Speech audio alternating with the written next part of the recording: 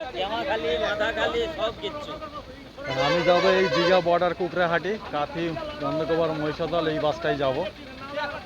হ্যাঁ, এইখান থেকে প্রচুর বাস যায়, হলদিয়া যায়, কুকড়াহাটি, দীঘার প্রচুর বাস আছে দেখলাম। কুকড়াহাটি, হলদিয়া, নেচেদা, খড়গপুর, এই হচ্ছে কুকড়াহাটি বাস স্ট্যান্ড। খুব সুন্দর, বেশ বড় বাস স্ট্যান্ড, অনেক বাস আছে। হলদিয়া যাওয়ার প্রচুর বাস, বর্ধমান, খড়গপুর, প্রচুর বাস। ঠিক আছে, আমি এই বাসটায় যাব। দেখি কতটা সময় লাগে, 9:20 টাইম। কত টাকা ভাড়া বলবো আমি পরে। ঠিক আছে, ওকে। এই বাসে করেই আমি দীঘায় যাব। বাসটায় উঠলাম, এটা মোটামুটি বলছে তো 11টা 11:30টার মধ্যে পৌঁছে দেবে। এটা হচ্ছে সেই বাসটা, সুন্দর বাসটা, বেশ ভালো লাগছে। ভাড়া জিজ্ঞেস করলাম, এখন অব্দি বললো না, পরে হয়তো বলবে। সিটের ব্যবস্থাও ভালো, বেশ সুন্দর বাস, এক কথায় সুন্দর, ফার্স্ট ক্লাস, সাজানো গোছানো বাস আছে, ভালো পরিষেবা। কুকরাহাটি থেকে খুব সুন্দর পরিষেবা। এখন দেখা যাক কতটা সময়ের মধ্যে আমি পৌঁছাতে পারি। যত তাড়াতাড়ি পৌঁছবো তত আমার ভালো, ফেরবার পথটাও মসৃণ হবে। মোটামুটি লোক উঠছে, দেখা যাক। ঠিক আছে, আজকের যাত্রা তাহলে আমার শুভ হোক। দেখি কখন পৌঁছাই দীঘা, তারপরে বলবো।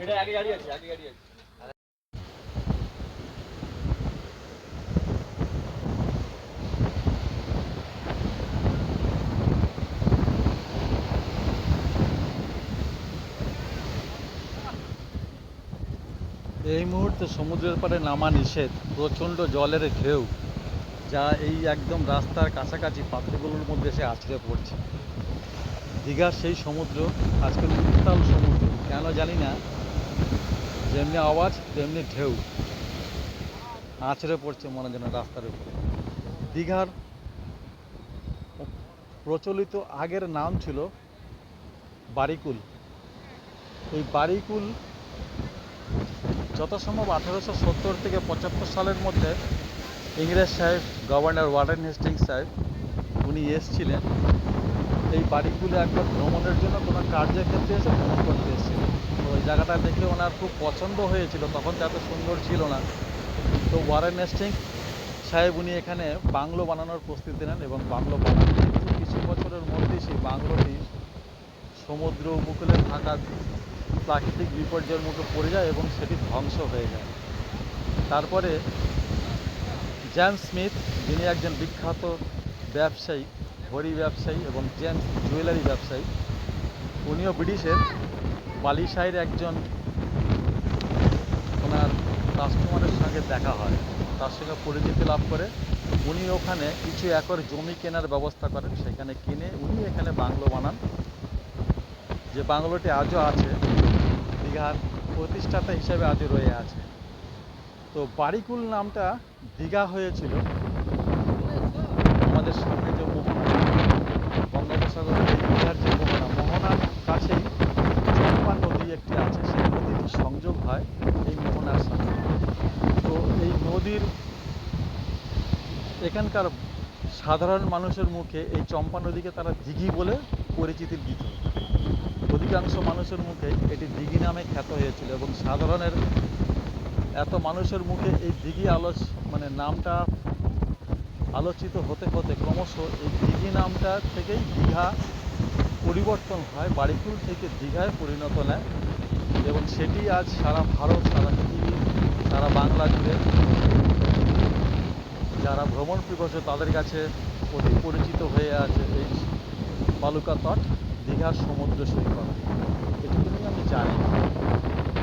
যাই হোক, এসছি দীঘার সমুদ্র সৈকতে, স্নান করা যাবে না, খুব ভয়ঙ্কর পরিস্থিতি, অস্বাভাবিক ঢেউ।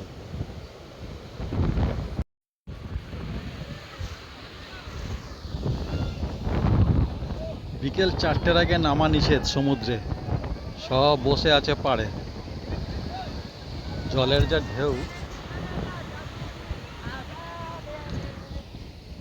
ঢেউ, আছে তাতে কোনোভাবেই নামা সম্ভব নয়। হ্যাঁ, ভয়ঙ্কর ঢেউ। বিকেল 4টের আগে নামা নিষেধ, পুলিশের কড়া প্রহরা, কেউ যেন নিচে না নামে। সব বসে আছে পাথরের উপরে, জল আসছে কীভাবে। এই সোজা গেলে নিউ দীঘা, এই সামনে মূল একটা গেট।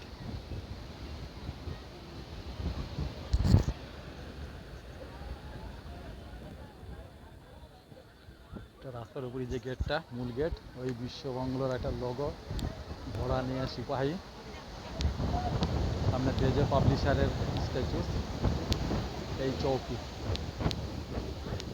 সোজা নিউ দীঘা। এদিকে যাচ্ছে ওল্ড দীঘা, এটা ওল্ড দীঘায় আছি। আর এই রাস্তা সোজা গেলে নিউ দীঘা। এই আজ আমরা যে দীঘা দেখছি, এই দীঘার মূলে প্রধান আমাদের বাংলার মুখ্যমন্ত্রী ডক্টর বাবু বিধানচন্দ্র রায় বাবুকে জানাই সশ্রদ্ধপূর্ণ প্রণাম। আমি এবং আমার বাংলার সারা ভারতবর্ষের মানুষ তাকে শ্রদ্ধা ও প্রণাম জানায়। সত্যি ওনার ত্রুটি নেই এই বাংলাকে সাজাবার জন্য। উনি চেষ্টা করেছেন ওনার মতন করে ইংরেজদের সাথে ভালো সম্পর্ক রেখে জায়গাটাকে একটা সুসজ্জিত করে তুলেছে।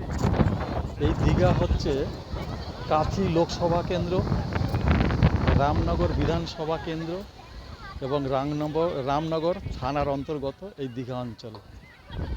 দীঘা হচ্ছে মেদিনীপুরে অবস্থিত, পূর্ব মেদিনীপুরের দীঘা। আজ এই দীঘা সকল ভারতবাসীর কাছে এক সুন্দর ভালোবাসা জয় করে নিয়েছে বলতে পারি।